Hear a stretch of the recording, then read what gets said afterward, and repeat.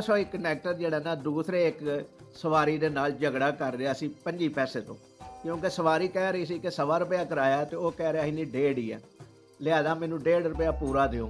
ਤੇ ਹੁਣ ਇੱਥੋਂ ਸ਼ੁਰੂ ਹੁੰਦੀ ਹੈ ਸਟੋਰੀ ਕਿ ਸੱਚ ਦੇ ਵਿੱਚ ਕਿੰਨੀ ਤਾਕਤ ਹੈ ਔਰ ਸੱਚੀ ਗੱਲ ਨੂੰ। ਔਰ ਜਿਸ ਤਰ੍ਹਾਂ ਹੀ ਮੈਂ ਵਾਪਸੀ ਵਾਸਤੇ ਸਟਾਪ ਤੇ ਪਹੁੰਚਿਆ ਤੇ ਮੈਂ ਜੇਬ ਵਿੱਚ ਹੱਥ ਮਾਰਿਆ ਤੇ ਉਹ ਵਾਕਈ ਹਕੀਕਤ ਹੋ ਚੁੱਕੀ ਸੀ ਕਿ ਮੇਰੀ ਜੇਬ ਦੇ ਵਿੱਚ ਜਿੰਨੇ ਪੈਸੇ ਸੀ ਉਹ ਜੇਬ ਕਤਰਾ ਲੈ ਕੇ ਜਾ ਚੁੱਕਿਆ ਸੀ। ਬਿਸਮਿल्लाहिर्रहमानिर्रहीम। ਦੋਸਤੋ, ਸੰਗੀ ਸਾਥੀਓ, ਭੈਣਾਂ ਤੇ ਭਰਾਓ ਔਰ ਮੇਰੀ ਇਸ ਵੀਡੀਓ ਨੂੰ ਦੇਖਣ ਵਾਲੇ ਸਾਰੇ ਸੱਜਣੋ ਤੇ ਮਿੱਤਰੋ, ਮੇਰੀ ਤਰਫੋਂ ਸਭ ਨੂੰ अस्सलाम वालेकुम।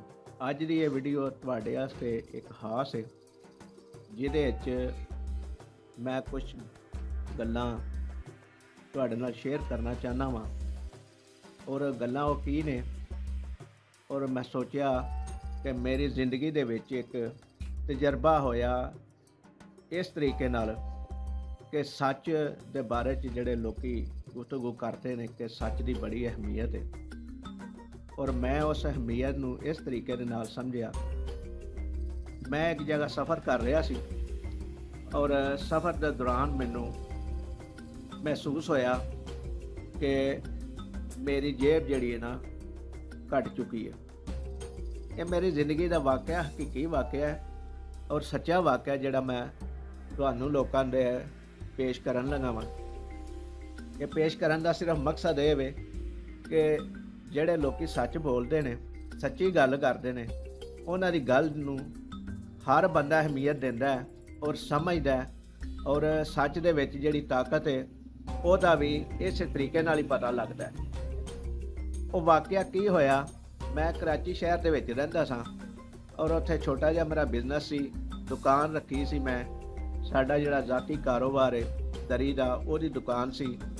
ਦੁਕਾਨ ਕਿਹੜੀ ਜਗ੍ਹਾ 'ਤੇ ਸੀ, ਸਮਝ ਲਓ ਕਿ ਜੂਨਾ ਮਾਰਕੀਟ ਹੈ ਕਰਾਚੀ ਸ਼ਹਿਰ ਦੇ ਵਿੱਚ, ਨਾਲ ਹੀ ਲਿਆਰੀ ਦਾ ਇਲਾਕਾ ਹੈ। ਇਹ ਮੇਨ ਮਾਰਕੀਟ ਹੈ, ਹੋਲਸੇਲ ਮਾਰਕੀਟ ਹੈ ਸਮਝ ਲਓ ਕਿ ਸਾਡੇ ਕੰਮ ਦੀ, ਜਿੱਥੇ ਦਰੀ ਬੈੱਡਸ਼ੀਟ ਦੀਆਂ ਦੁਕਾਨਾਂ ਨੇ ਜ਼ਿਆਦਾ। ਔਰ ਅਬਦੁੱਲਾ ਮਾਰਕੀਟ ਦੇ ਨਾਂ ਤੋਂ ਵੀ ਇਹ ਇਲਾਕਾ ਮਸ਼ਹੂਰ ਹੈ।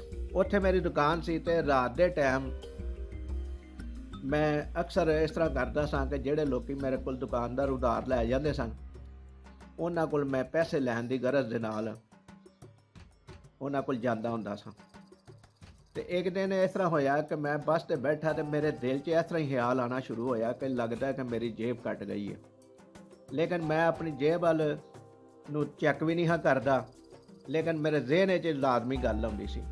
ਲੇਕਿਨ ਫਿਰ ਜ਼ਿਹਨ 'ਚ ਇਹ ਵੀ ਆਉਂਦਾ ਸੀ ਕਿ ਚਲੋ ਪੈਸੇ ਹੀ ਲੈਣ ਚੱਲੇ ਆ ਨਾ, ਤੇ ਅਗਰ ਕੱਟ ਵੀ ਗਈ ਹੈ ਤੇ ਥੋੜ੍ਹੇ ਜਿਹੇ ਪੈਸੇ ਸਨ ਜੇਬ ਵਿੱਚ, ਸਮਝ ਲਓ ਖਰਚਾ, ਤੇ ਕੋਈ ਨਹੀਂ ਗੱਲ, ਪੈਸੇ ਮਿਲਣਗੇ ਤੇ ਉਹਨਾਂ ਦੇ ਨਾਲ ਵਾਪਸੀ ਆਪਣਾ ਸਫ਼ਰ ਹੋ ਜਾਏਗਾ, ਪਰੇਸ਼ਾਨੀ ਨਹੀਂ ਹੋਏਗੀ। ਜਿਸ ਤਰ੍ਹਾਂ ਹੀ ਮੈਂ ਉਸ ਦੁਕਾਨ 'ਤੇ ਪਹੁੰਚਿਆ ਜਿਹਦੇ ਕੋਲ ਮੈਂ ਪੈਸੇ ਲੈਣੇ ਸੀ, ਜਿਹਦੀ ਗਰਜ਼ ਨਾਲ ਮੈਂ ਆਪਣੀ ਮਾਰਕੀਟ ਦੇ ਵਿੱਚੋਂ ਨਿਕਲਿਆ, ਤੇ ਉਹ ਦੁਕਾਨਦਾਰ ਨਾਲ ਮੇਰੀ ਮੁਲਾਕਾਤ ਨਾ ਹੋ ਸਕੀ। ਰਾਤ ਦਾ ਟਾਈਮ ਹੋ ਗਿਆ, ਇਸ਼ਾ ਤਕਰੀਬਨ ਹੋ ਗਈ ਸੀ, ਮੇਰੀ ਉਸ ਦੁਕਾਨਦਾਰ ਨਾਲ ਮੁਲਾਕਾਤ ਨਾ ਹੋਈ। ਔਰ ਉਹਦਾ ਜਿਹੜਾ ਮੁਤਲਕਾ ਬੰਦਾ ਸੀ ਉਹਨੇ ਕਿਹਾ ਕਿ ਹਾਜੀ ਸਾਹਿਬ ਦੇ ਆਰਡਰ ਤੋਂ ਬਗੈਰ, ਹਾਜੀ ਸਾਹਿਬ ਦੇ ਕਹਿਣ ਤੋਂ ਬਗੈਰ ਅਸੀਂ ਤੁਹਾਡੇ ਨਾਲ ਕੋਈ ਲੈਣ ਦੇਣ ਨਹੀਂ ਕਰ ਸਕਦੇ। ਸਾਨੂੰ ਪਤਾ ਹੈ ਕਿ ਅਸੀਂ ਤੁਹਾਡੇ ਕੋਲ ਮਾਲ ਖਰੀਦਨੇ ਆ, ਆਂਦਾ ਵੀ ਹੈ ਸਾਡੇ ਕੋਲ ਮਾਲ, ਲੇਕਿਨ ਅਸੀਂ ਤੁਹਾਡੇ ਨਾਲ ਲੈਣ ਦੇਣ ਨਹੀਂ ਕਰ ਸਕਦੇ, ਸਾਨੂੰ ਆਰਡਰ ਨਹੀਂ, ਕਿਉਂਕਿ ਅਸੀਂ ਮੁਲਾਜ਼ਮ ਹਾਂ। ਤੇ ਉਸ ਦੁਕਾਨ ਤੋਂ ਜਦੋਂ ਮੈਂ ਨਿਕਲਿਆ ਤੇ ਇੱਕ ਹੋਰ ਜਗ੍ਹਾ 'ਤੇ ਵੀ ਜਾਣਾ ਸੀ, ਲੇਕਿਨ ਉੱਥੇ ਵੀ ਮੁਲਾਕਾਤ ਨਾ ਹੋ ਸਕੀ ਦੁਕਾਨਦਾਰ ਨਾਲ। ਔਰ ਜਿਸ ਤਰ੍ਹਾਂ ਹੀ ਮੈਂ ਵਾਪਸੀ ਵਾਸਤੇ ਸਟਾਪ 'ਤੇ ਪਹੁੰਚਿਆ ਤੇ ਮੈਂ ਜੇਬ ਵਿੱਚ ਹੱਥ ਮਾਰਿਆ ਤੇ ਉਹ ਵਾਕਈ ਹਕੀਕਤ ਹੋ ਚੁੱਕੀ ਸੀ ਕਿ ਮੇਰੀ ਜੇਬ ਦੇ ਵਿੱਚ ਜਿੰਨੇ ਪੈਸੇ ਸੀ ਉਹ ਜੇਬ ਕਤਰਾ ਲੈ ਕੇ ਜਾ ਚੁੱਕਿਆ ਸੀ। ਤੇ ਹੁਣ ਇੱਥੋਂ ਸ਼ੁਰੂ ਹੁੰਦੀ ਹੈ ਸਟੋਰੀ ਕਿ ਸੱਚ ਦੇ ਵਿੱਚ ਕਿੰਨੀ ਤਾਕਤ ਹੈ ਔਰ ਸੱਚੀ ਗੱਲ ਨੂੰ ਲੋਕੀ ਕਿਸ ਤਰ੍ਹਾਂ ਸਮਝਦੇ ਨੇ। ਜਿਨ੍ਹਾਂ ਨੂੰ ਅਸੀਂ ਜਾਹਲ, ਗੰਵਾਰ ਔਰ ਅਨਪੜ੍ਹ ਸਮਝਦੇ ਹਾਂ, ਉਹ ਵੀ ਸੱਚ ਦੀ ਅਹਿਮੀਅਤ ਨੂੰ ਸਮਝਦੇ ਨੇ ਔਰ ਸੱਚ ਦੇ ਉੱਤੇ ਯਕੀਨ ਰੱਖਦੇ ਨੇ। ਉਹ ਗੱਲ ਕੀ ਸੀ ਕਿ ਮੈਂ ਹੁਣ ਬੈਠਣਾ ਸੀ ਬੱਸ ਦੇ ਉੱਤੇ ਤੇ ਬੈਠ ਕੇ ਜਾਣਾ ਸੀ ਆਪਣੇ ਵਾਪਸ। ਪੈਦਲ ਜਾਣ ਦਾ ਰਸਤਾ ਨਹੀਂ ਸੀ, ਹੈ ਦੂਰ ਸੀ ਰਸਤਾ, 8-10 ਕਿਲੋਮੀਟਰ ਦਾ ਫਾਸਲਾ ਸੀ। ਲੇਕਿਨ ਜਿੱਥੇ ਮੈਂ ਵਾਪਸੀ ਜਾਣਾ ਸੀ ਆਪਣੀ ਮਾਰਕੀਟ, ਜਿੱਥੇ ਰਿਹਾਇਸ਼ ਮੈਂ ਰੱਖੀ ਸੀ, ਉਸ ਜਗ੍ਹਾ 'ਤੇ ਪਹੁੰਚਣ ਵਾਸਤੇ ਕਮ ਸੇ ਕਮ 8-10 ਕਿਲੋਮੀਟਰ ਦਾ ਫਾਸਲਾ ਸੀ। ਤੇ ਮੈਂ ਬੱਸ ਦੇ ਉੱਤੇ ਬੈਠਣ ਤੋਂ ਪਹਿਲਾਂ ਇਹ ਸੋਚਦਾ ਰਿਹਾ ਕਿ ਕਿਰਾਇਆ ਤਾਂ ਮੇਰੇ ਕੋਲ ਹੈ ਨਹੀਂ, ਅਗਰ ਕੰਡਕਟਰ ਪੁੱਛੇਗਾ ਤਾਂ ਉਹਨੂੰ ਮੈਂ ਕੀ ਜਵਾਬ ਦਿਆਂਗਾ। ਤੇ ਮੈਂ ਫਿਰ ਇਹ ਸੋਚਿਆ, ਕੋਸ਼ਿਸ਼ ਇਹ ਕੀਤੀ ਕਿ ਮੈਂ ਬੱਸ ਤੇ ਬੈਠਣ ਤੋਂ ਪਹਿਲਾਂ ਹੀ ਕੰਡਕਟਰ ਨੂੰ ਆਪਣੀ ਪੋਜੀਸ਼ਨ ਦੱਸ ਦਿਆਂ। ਅਗਰ ਉਹ ਬਿਠਾ ਲੇ ਤੇ ਉਹਦੀ ਮਿਹਰਬਾਨੀ ਹੈ, ਅਗਰ ਨਾ ਬਿਠਾਏ ਤੇ ਵੀ ਉਹਦੀ ਮਿਹਰਬਾਨੀ ਹੈ। ਪਰੇਸ਼ਾਨੀ 'ਚ ਇਜ਼ਾਫਾ ਹੁੰਦਾ ਜਾ ਰਿਹਾ ਸੀ ਕਿਉਂਕਿ ਰਾਤ ਦਾ ਟਾਈਮ ਜ਼ਿਆਦਾ ਵੱਧਦਾ ਜਾ ਰਿਹਾ ਸੀ। ਕਰਾਚੀ ਦੇ ਹਾਲਾਤ ਦੇ ਬਾਰੇ 'ਚ ਤੁਸੀਂ ਲੋਕੀ ਬਖੂਬੀ ਵਾਕਫ ਹੋ। ਇਹ ਮੈਂ ਤੁਹਾਨੂੰ ਸਟੋਰੀ ਜਿਹੜੀ ਸੁਣਾ ਰਿਹਾ, ਇਹ ਤਕਰੀਬਨ 1993 ਦੀ ਗੱਲ ਹੈ ਜਿਹੜੀ ਮੈਂ ਸੁਣਾ ਰਿਹਾ ਤੁਹਾਨੂੰ, ਜਿਹੜਾ ਮੇਰੇ ਨਾਲ ਵਾਕਿਆ ਪੇਸ਼ ਹੋਇਆ ਔਰ ਸੱਚ ਦੀ ਅਹਿਮੀਅਤ ਦੱਸਣ ਦੀ ਕੋਸ਼ਿਸ਼ ਕਰ ਰਿਹਾ ਇਸ ਵਾਕਿਏ ਦੇ ਜ਼ਰੀਏ ਨਾਲ। ਪਹਿਲੀ ਬੱਸ ਦੇ ਮੈਂ ਕੰਡਕਟਰ ਨੂੰ ਕਿਹਾ ਕਿ ਜਨਾਬ ਮੇਰੇ ਕੋਲ ਨਾ ਜੇਬ ਵਿੱਚ ਪੈਸੇ ਕੋਈ ਨਹੀਂ, ਲੇਕਿਨ ਮੈਂ ਜਾਣਾ ਫਲਾਂ ਸਟਾਪ ਤੱਕ। ਰਸਤੇ 'ਚ ਹਬੀਬ ਬੈਂਕ ਸਟਾਪ ਆਉਂਦਾ ਸੀ, ਉੱਥੇ ਉਤਰਨਾ ਸੀ। ਉਹ ਤਕਰੀਬਨ 3 ਕਿਲੋਮੀਟਰ ਦਾ ਫਾਸਲਾ ਹੈ ਸੀ ਜਿਸ ਜਗ੍ਹਾ ਤੋਂ ਮੈਂ ਬੈਠਣਾ ਸੀ। ਬਨਾਰਸ ਬਾਜ਼ਾਰ ਸਮਝ ਲਓ ਮੈਂ ਗਿਆ ਸੀ ਅਤੇ ਉੱਥੋਂ ਮੈਂ ਹਬੀਬ ਬੈਂਕ ਸਟਾਪ ਤੱਕ ਜਾਣਾ ਸੀ। ਅਤੇ ਕੰਡਕਟਰ ਇੱਕ ਨੇ ਤਾਂ ਕਿਹਾ ਕਿ ਨਹੀਂ ਜਨਾਬ ਅਸੀਂ ਨਹੀਂ ਬਿਠਾ ਸਕਦੇ, ਤੁਸੀਂ ਐਵੇਂ ਹੀ ਕਰ ਦਿਓ। ਫਿਰ ਦੂਸਰੀ ਬੱਸ ਆਈ, ਦੂਸਰੀ ਬੱਸ ਵਾਲੇ ਨਾਲ ਵੀ ਇਸ ਤਰ੍ਹਾਂ ਮੈਂ ਕਿਹਾ ਤੇ ਉਸ ਕੰਡਕਟਰ ਨੇ ਕਿਹਾ ਕਿ ਤੁਸੀਂ ਜਨਾਬ ਬੈਠੋ, ਕੋਈ ਮਸਲਾ ਨਹੀਂ ਹੈ ਕਿਰਾਇਆ ਤੁਹਾਡੇ ਕੋਲ, ਕਿਉਂਕਿ ਤੁਸੀਂ ਸੱਚੀ ਗੱਲ ਕੀਤੀ ਹੈ ਅਤੇ ਲਿਹਾਜ਼ਾ ਬੈਠੋ ਤੁਸੀਂ, ਮੈਂ ਤੁਹਾਨੂੰ ਬਗੈਰ ਕਿਰਾਏ ਤੋਂ ਵੀ ਲੈ ਜਾਵਾਂਗਾ, ਕੋਈ ਮਸਲਾ ਨਹੀਂ। ਜਿਸ ਤਰ੍ਹਾਂ ਮੈਂ ਬੱਸ 'ਚ ਬੈਠਿਆ ਅਤੇ ਉਹ ਹੀ ਕੰਡਕਟਰ ਜਿਹਨੇ ਮੈਨੂੰ ਕਿਹਾ ਕਿ ਬਗੈਰ ਕਿਰਾਏ ਤੋਂ ਵੀ ਮੈਂ ਤੁਹਾਨੂੰ ਲੈ ਜਾਵਾਂਗਾ, ਤੁਸੀਂ ਮੇਰੇ ਨਾਲ ਸੱਚੀ ਗੱਲ ਕੀਤੀ, ਆਪਣਾ ਮਸਲਾ ਦੱਸਿਆ ਕਿ ਜਿਹੜਾ ਮੇਰੇ ਨਾਲ ਹੈ ਵੇ। ਅਤੇ ਉਹ ਹੀ ਕੰਡਕਟਰ ਸਮਝ ਲਓ ਕਿ ਉਸ ਵਕਤ ਕਿਰਾਇਆ 1.5 ਰੁਪਇਆ 2 ਰੁਪਇਆ ਹੁੰਦਾ ਸੀ ਔਰ ਉਹ ਸਸਤਾਈ ਦਾ ਦੌਰ ਸੀ। ਉੱਥੇ ਕਿਰਾਏ ਇੰਨੇ ਸਨ ਅਤੇ ਇਸ ਕਿਰਾਏ ਇੰਨੇ ਪੈਸਿਆਂ ਨੂੰ ਵੀ ਲੋਕ ਬੜੀ ਅਹਿਮੀਅਤ ਦਿੰਦੇ ਹਨ। ਉਸ ਵਾਲੀ ਕੰਡਕਟਰ ਜਿਹੜਾ ਨਾ ਦੂਸਰੇ ਇੱਕ ਸਵਾਰੀ ਦੇ ਨਾਲ ਝਗੜਾ ਕਰ ਰਿਹਾ ਸੀ 25 ਪੈਸੇ ਤੋਂ, ਕਿਉਂਕਿ ਸਵਾਰੀ ਕਹਿ ਰਹੀ ਸੀ ਕਿ 1.25 ਰੁਪਇਆ ਕਿਰਾਇਆ ਅਤੇ ਉਹ ਕਹਿ ਰਿਹਾ ਸੀ ਨਹੀਂ 1.5 ਹੀ ਹੈ, ਲਿਹਾਜ਼ਾ ਮੈਨੂੰ 1.5 ਰੁਪਇਆ ਪੂਰਾ ਦਿਓ। ਮੈਂ ਵੇਖ ਕੇ ਬੜਾ ਪਰੇਸ਼ਾਨ ਹੋਇਆ ਕਿ ਮੈਨੂੰ ਤਾਂ ਉਹਨੇ 1.5 ਵੀ ਛੱਡ ਦਿੱਤਾ, ਲੇਕਿਨ ਉਹਨੂੰ 25 ਪੈਸੇ ਨਹੀਂ ਛੱਡਦਾ ਪਿਆ। ਕਿਸ ਵਜ੍ਹਾ ਤੋਂ?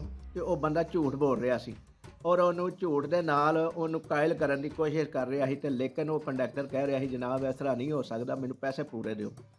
ਇਹ ਵਾਕਿਆ ਮੈਂ ਦੇਖਿਆ ਔਰ ਆਪਣੇ ਬਾਰੇ 'ਚ ਵੀ ਸੋਚਿਆ ਕਿ ਮੈਨੂੰ ਤਾਂ ਉਹਨੇ 1.5 ਰੁਪਇਆ ਛੱਡ ਦਿੱਤਾ। ਇਸੇ ਤਰੀਕੇ ਨਾਲ ਜੋ ਸਟਾਪ ਆ ਗਿਆ, ਸਟਾਪ 'ਤੇ ਮੈਂ ਉਤਰ ਗਿਆ। ਉਹ ਸਟਾਪ 'ਤੇ ਵੀ ਮੈਂ ਜਾ ਕੇ ਖਲੋਤਾ ਰਿਹਾ। ਉਸ ਵਕਤ ਬੱਸ ਚੱਲਦੀ ਸੀ, ਹੁਣ ਦਾ ਪਤਾ ਨਹੀਂ ਹੈ ਕਿ ਉਹ ਬੱਸ ਉਹ ਚੱਲ ਰਹੀ ਹੈ ਜਾਂ ਨੰਬਰ ਉਹਦਾ ਉਹੀ ਹੈ। 7C ਬੱਸ ਹੁੰਦੀ ਸੀ ਵੱਡੀ, ਜਿਹਦੇ ਉੱਤੇ ਮੈਂ ਬਹਿ ਕੇ ਅਤੇ ਆਪਣੇ ਜਗ੍ਹਾ 'ਤੇ ਸਟਾਪ 'ਤੇ ਪਹੁੰਚਣਾ ਸੀ। ਉੱਥੇ ਮੈਂ ਉਹੀ ਹਰਬਾ ਇਸਤੇਮਾਲ ਕੀਤਾ, ਉਹੀ ਕੰਡਕਟਰ ਨਾਲ ਗੱਲ ਕੀਤੀ ਕਿ ਜਨਾਬ ਮੇਰੇ ਕੋਲ ਨਾ ਪੈਸੇ ਨਹੀਂ ਹਨ, ਲਿਹਾਜ਼ਾ ਮੈਂ ਉਸ ਜਗ੍ਹਾ 'ਤੇ ਜਾਣਾ ਚਾਹੁੰਦਾ ਲੀ ਮਾਰਕੀਟ, ਅਤੇ ਮੈਨੂੰ ਬਿਠਾ ਲਓਗੇ ਤਾਂ ਮਿਹਰਬਾਨੀ, ਨਹੀਂ ਬਿਠਾਓਗੇ ਤਾਂ ਵੀ ਮਿਹਰਬਾਨੀ। ਅਤੇ ਉਸ ਕੰਡਕਟਰ ਨੇ ਵੀ ਆਖਿਆ ਕਿ ਕੋਈ ਮਸਲਾ ਨਹੀਂ, ਤੁਸੀਂ ਬੈਠੋ ਔਰ ਮੈਂ ਤੁਹਾਡੇ ਕੋਲ ਟਿਕਟ ਨਹੀਂ ਲਵਾਂਗਾ। ਅਤੇ ਦੋਸਤੋ ਸੱਚ ਦੇ ਵਿੱਚ ਕਿੰਨੀ ਤਾਕਤ ਹੈ।